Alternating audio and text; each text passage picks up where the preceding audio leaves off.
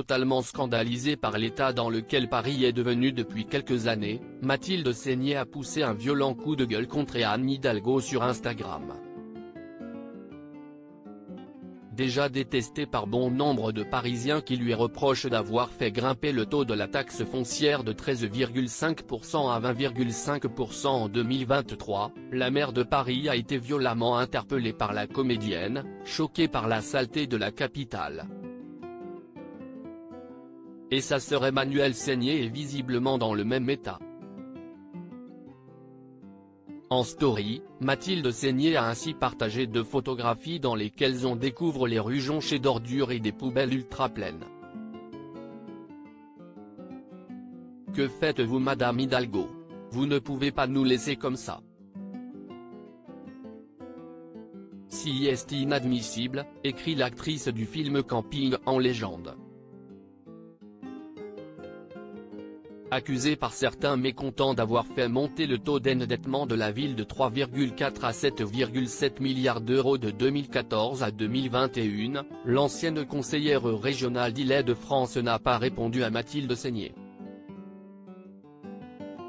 Sur son compte Instagram, Emmanuelle Seigner a elle aussi immortalisé la capitale avec écrit « Paris est une poubelle ».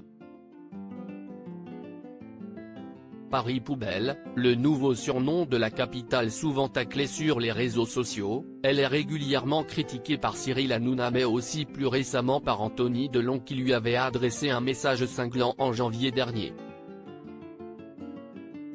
Opposée au maintien des trottinettes électriques disponibles en libre service dans la capitale, l'ancienne candidate aux élections présidentielles, qui avait obtenu 1,7% des voix lors du premier tour de l'élection présidentielle 2022, le score le plus bas de l'histoire du PS, avait reçu les foudres du comédien « Je suis personnellement pour le maintien des trottinettes à Paris. Si est bien pratique, de plus elles sont maintenant interdites aux mineurs.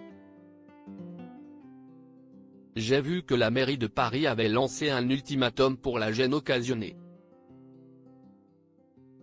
Nous Parisiens, on aurait le droit de faire de même pour la saleté, les travaux inachevés, les poubelles et le bordel que la mairie a mis dans cette ville.